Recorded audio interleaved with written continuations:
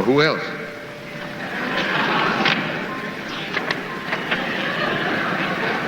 Well, that's it.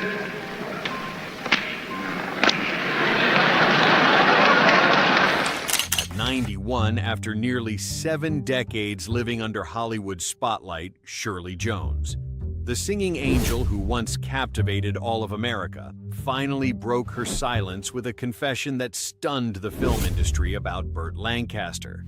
In what seemed like an ordinary interview when asked, "Which man do you remember the most?"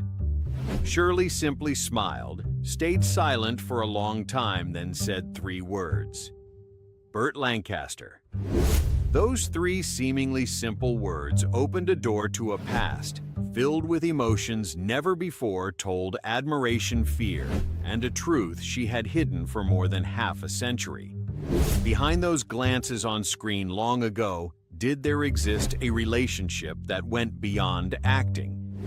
Why did it take Shirley Jones nearly a century to find the courage to speak the truth about that man?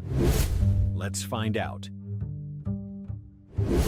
Shirley Jones was born in 1934 in Charleroi, a small, peaceful town in Pennsylvania, where the afternoons were filled with the sound of church bells and the smell of toasted bread drifting through the streets. In that little world, young Shirley carried within her an extraordinary gift, a voice as pure as spring water. From an early age, she sang in the church choir.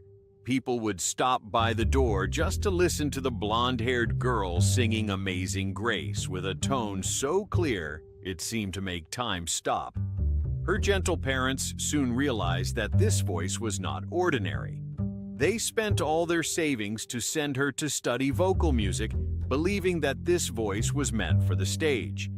At 18, during a trip to New York, Shirley happened to attend an audition for a musical. She hadn't planned it, hadn't prepared, she just sang with all the sincerity of youth. That very day, 2 of Broadway's most powerful figures, Rodgers and Hammerstein, were in the theater. When she finished singing, the room fell silent.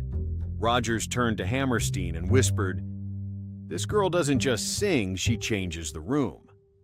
That same day, they signed her to a personal contract, something that had never happened before in Broadway history. The small-town girl from Pennsylvania suddenly stepped into the world of bright lights, cameras, and glittering dreams. From a place where everyone knew each other by name, Shirley now stood in glamorous New York, where people didn't call you by name, they called you by fame. The press wrote a crystal-clear voice, a face that makes America look up and listen. It was the beginning of a glorious journey, and also the moment destiny began quietly arranging itself. For the light shining on, Shirley would not only illuminate her talent, but also the hidden corners she didn't yet know existed within herself.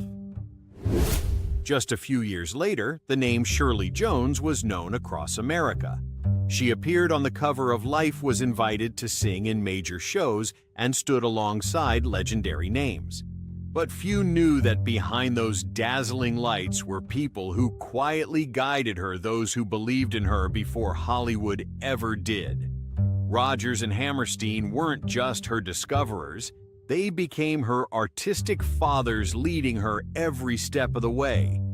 They taught her how to breathe, how to feel the rhythm of lyrics, and most importantly, how to keep her soul intact in a world where everything could be traded. When the studio suggested casting a more famous face for Oklahoma, Rodgers slammed his hand on the table and declared, "No, it's her or no one." That sentence changed Shirley's destiny. Oklahoma premiered in 1955 and became a nationwide sensation. The image of the farm girl with smiling eyes and a sweet voice captured the hearts of audiences. She didn't just sing, she seemed to tell her own story, pure, sincere, uncalculated. Soon after, director Henry King cast her in Carousel 1956, followed by April Love 1957, and then The Music Man 1962, where she transformed into Marian the Librarian, gentle, intelligent, and dignified. The film became an icon of American musical cinema, and Shirley became the woman America wants to bring home to meet their mother. The press called her Hollywood's purest star, the one who made audiences believe the world still had room for kindness and innocent love. But light that burns too brightly can also blind. The more famous she became, the more trapped she felt.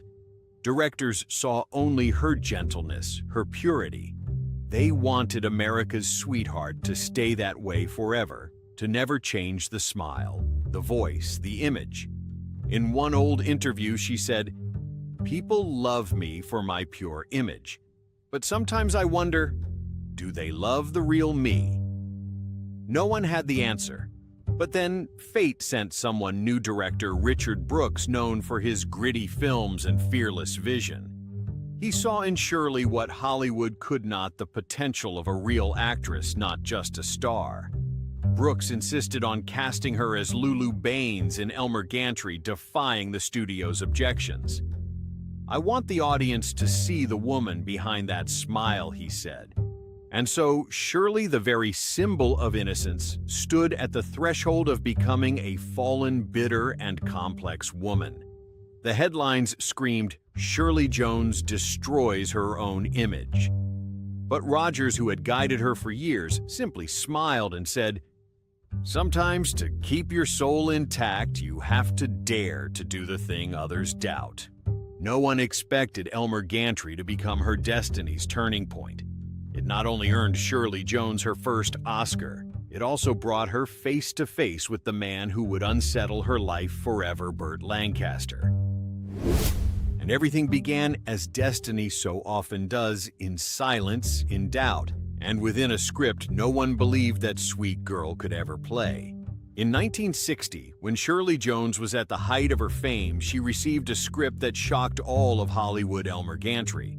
A film without songs, without glittering scenes, filled instead with the torment of guilt, faith, and human desire. The role offered to her, Lulu Baines, was that of a woman once innocent, then betrayed and pushed to the depths of humiliation. It was a role completely opposite from the Angel of America image that audiences adored. But Shirley accepted without hesitation. She said, "I've sung about love long enough. Now I want to know how much it can hurt." Her co-star was Burt Lancaster, a name that carried the weight of an entire generation. He wasn't just a leading man. He was the embodiment of masculine power and complexity. Everyone who worked with him said, "When Burt walks into a room, the air changes." He stood tall, as if the world itself had to lean slightly to make space for him. Shirley never forgot the first time they met on set. He didn't speak, he only looked at her. A glance that lasted a few seconds, enough to make her skin prickle.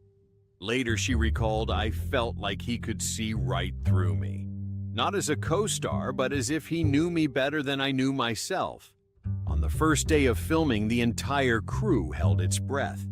In the opening scene, Burt played Reverend Gantry, a charismatic preacher, ambitious and manipulative. Shirley, as Lulu, stood across from him, a woman scarred by faith, love, and betrayal. When the cameras rolled, no one could tell where the acting ended and the truth began. Burt approached, his voice low and sharp as a knife, while Shirley trembled, her eyes wet not from the script, but from something rising within her. When the director finally shouted, "Cut the set," fell silent. No one spoke. The cameraman simply exhaled and whispered, "I've never seen a scene so real." Shirley sat still for minutes, trying to catch her breath. "He acted like he wanted to strip your soul bare," she later said. "I was terrified, but I couldn't look away." When Elmer Gantry premiered, it became a phenomenon. Burt Lancaster won the Oscar for Best Actor, and Shirley, the girl who once only sang about love, won the Academy Award for Best Supporting Actress. But on the night she received the Golden Statue, as she stepped onto the stage to thunderous applause, she didn't smile. Tears fell, and in that magnificent hall she whispered, "I don't know if I'm happy or afraid of what just happened." After that film, Burt and Shirley rarely met again. They weren't close, never corresponded, and were never caught in gossip columns. But his eyes that first gaze on set followed her all her life. Years later, in a small interview, a reporter asked, "Did you ever love Burt Lancaster?" Shirley smiled, shook her head gently, and said something that left the room silent. "I didn't love him, but if there was ever someone who made me doubt that, it was Burt Lancaster."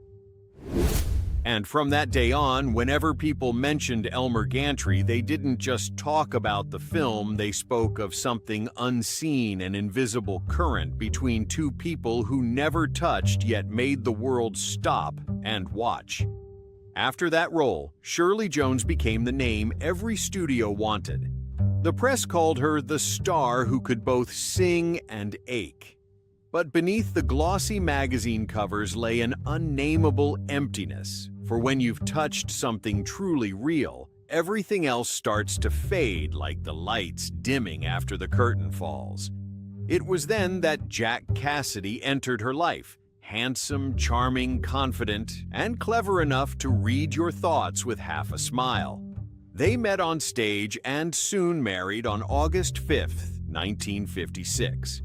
At the time, everything about them shone brightly. Two artists, two packed schedules, two rising careers. Then came their three sons, each a different note in the melody of their life together. Shaun Cassidy, born 1958, bright-eyed, bursting with energy and destined for stardom. Patrick Cassidy, born 1962, calm and deeply emotional, born for complex dramatic roles. And Ryan Cassidy, born 1966, the quiet, observant youngest child. From the beginning, Shirley also became stepmother to David Cassidy, born 1950, Jack's son from his previous marriage to Evelyn Ward, a bond that would later shape a special chapter in her life. On Hollywood's red carpets, they were the golden couple. But in the nights without applause, their home slowly cracked under questions no one could answer. Jack craved attention like air, and the more the spotlight favored Shirley, the more restless he became. At first, it was just a frown, then teasing remarks, then real arguments. "He wanted me to belong to him, only him," Shirley later said. "But I knew I belonged to the stage and to music in a way I couldn't deny." They kept working, appearing together, smiling beautifully for cameras like every perfect Hollywood couple did. But some nights, Jack would leave a party halfway through and Shirley would stand alone among polite congratulations. She would smile, shake hands, go home, lock the door, and sit in silence. The silence of a woman who knew she was losing something far more precious than fame. By 1970, as the fractures in their marriage deepened, ABC offered Shirley the role of a widowed mother in The Partridge Family, a small TV show that became a cultural phenomenon, 1970-1974. She played Shirley Partridge, the warm, patient mother driving a multicolored bus with her 5 children singing across America. On screen, she was gentle and radiant. Off-screen, she was juggling filming motherhood and exhaustion that no one saw. David Cassidy, Jack's son, was cast as Keith Partridge and soon became a global teen idol with "I Think I Love You," a song. America couldn't stop humming. Ironically, while the world called her America's mom each night in the mirror, Shirley saw a woman who could no longer tell where her character's smile ended and her own began. The success of the Partridge Family was like a fresh coat of paint over old cracks. Underneath, the marriage kept wearing away season after season. In 1975, Shirley and Jack divorced. On December 11, 1976, Jack died in an apartment fire caused by a lit cigarette. A sudden, cruel ending for a man who lived every day as if it were opening night. Shirley came to identify his body. She stood for a long time before the zipped bag and whispered so softly it was barely sound. "He never really knew who I was. for years after she avoided all questions about love. When pressed, she only smiled and said, "I've loved and lost enough for one lifetime." But some things refused to stay buried. Whenever the Partridge Family re-aired, the smile of Shirley Partridge still warmed America's hearts. But the real woman walked quietly through silent rooms, her footsteps careful, as if afraid to wake an old memory. And in the deepest part of that silence, one name remained: Burt Lancaster, not a face anymore, just an echo of that long-ago gaze. After many years of silence, Shirley withdrew almost entirely from Hollywood. She appeared only at small events, offering a polite smile, and then disappeared once again from the camera's frame. Many people said, maybe she's grown tired of the spotlight. But in truth, Shirley was only tired of herself, tired of memories that refused to rest. And then, as if fate were playing a trick, she met Marty Ingalls, a loud, eccentric comedian who was the complete opposite of every man who had ever walked through her life. Marty wasn't Hollywood handsome, wasn't glamorous, and didn't speak with the suave charm of Jack Cassidy. He entered her life with clumsy jokes, silly gestures, and a laugh that spread like that of a child. At first, Shirley found him annoying. Later, she recalled, "I tried to stay away from him, but then I realized he made me laugh, something I'd forgotten how to do for years." Marty often joked I didn't come to win her heart. I came to fix the broken laughter switch. And strangely, somehow, he did. Shirley began to laugh more, talk more, live more honestly. In 1977, they married in a small, simple wedding so modest that no one could believe the star Shirley Jones would choose a ceremony with no white dress, no cameras, no noise. That marriage from the outside looked like a long-running comedy lasting nearly 4 decades. They argued like children, broke up, and always came back.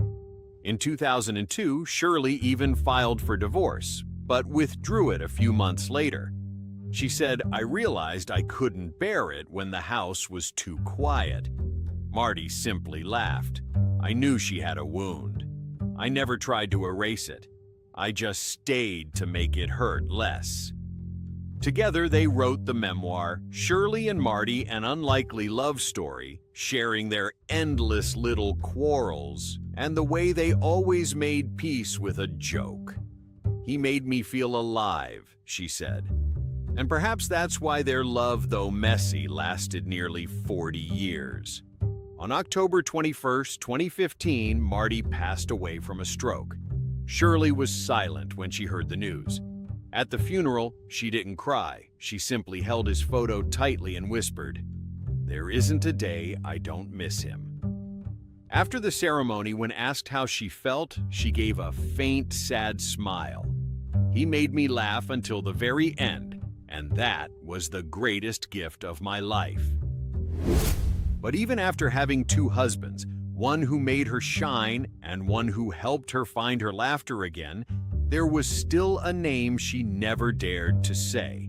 A name that had lain quiet for more than half a century, surfacing only in dreams, carrying an old warmth and fire in its gaze. Years after Marty's death, Shirley Jones lived quietly in her small Los Angeles home. She rarely appeared in public, occasionally granting short interviews where she spoke about music, the past, and the joy of still waking up each morning. Everyone thought she had closed the door on yesterday until one autumn afternoon during a film tribute event, the host asked her a seemingly harmless question. "Of all the men you've ever met, who do you remember the most?" Shirley smiled gently, a soft, slightly shy smile, and then fell silent. The room waited. The camera caught her hands clasping tightly on her lap, and for a few seconds the air itself seemed to stop moving. Finally, she spoke slowly, just 3 words. "Burt Lancaster." No one said a word. Some in the audience looked up thinking they'd misheard. But Shirley wasn't joking. She took a deep breath, her voice trembling as she continued. "He made me understand what fear is, and what truth is. Burt was never gentle, but he saw me as a person, not as a performance." The host leaned toward the microphone, ready to ask more, but Shirley stopped him with a quiet shake of her head. She looked off into the distance, her eyes glistening. "I've never said this before, but perhaps he's the only man I could never forget." In that moment, the once bustling room fell silent like a chapel. No one dared to breathe. The camera zoomed in slowly on her time-worn face, where a smile and tears met like two sides of the same memory. The next day, the media exploded. Shirley Jones's final confession became a headline across dozens of newspapers. Some claimed she was hinting at a secret affair. Others said it was simply admiration between two great artists. But those who truly understood cinema knew this was how a real artist speaks of love without naming it, yet making everyone believe it existed. Many revisited scenes from Elmer Gantry, the ones where Burt and Shirley looked at each other too long, too real, as if even the cameras couldn't separate the truth from the performance. Decades later, those glances still gave viewers chills. Perhaps because in that moment, Burt truly saw Shirley, and Shirley for the first time was seen without having to act. When asked again in a later interview, she only smiled softly. "No one ever made me feel fear and admiration at the same time, except Burt Lancaster. And perhaps that is love in the way only those who have lived through everything can understand. No need to hold hands, no need for promises, just one look, enough to last a lifetime." Now at 91, Shirley Jones lives slowly in a house with windows facing an orange grove. In the afternoons, she sits by the window, sunlight falling gently on her wrinkled hands, soft and golden like an old film reel. On the table are a few photographs, one with Jack Cassidy, one with Marty Ingalls, and between them a behind-the-scenes picture from Elmer Gantry. Burt Lancaster bent over a script. The photo has faded, its edges curled, but Shirley still keeps it like a treasure. She whispers almost inaudibly, "All my life I lived through songs and smiles." But the truth only needed to be said once. Now when people speak of Shirley Jones, they no longer remember only the Oscar-winning star or the loving mother from the Partridge Family. They remember the woman brave enough to tell the truth even when no one asked for it anymore. And perhaps in the final years of her life, truth is no longer a burden but a kind of peace. Because sometimes it takes a lifetime to finally find the courage to name your own feelings. What do you think about the truth that Shirley Jones finally admitted at the age of 91? Was it a confession of a secret love, or simply the way a woman who has walked through a lifetime of glory chooses to lighten her heart before the curtain falls? Whatever it was, her words left all of Hollywood in silence, and perhaps made us ask ourselves, if it were you, would you have the courage to speak the truth you've hidden all your life? Share your thoughts below in the comments. If you enjoy stories from behind Hollywood's bright lights, don't forget to like, subscribe, and turn on the notification bell so you won't miss the next secrets we're about to reveal. Thank you for watching until the end. See you in the next episode, where another legend's story will unfold, and another truth may make you question everything you once believed.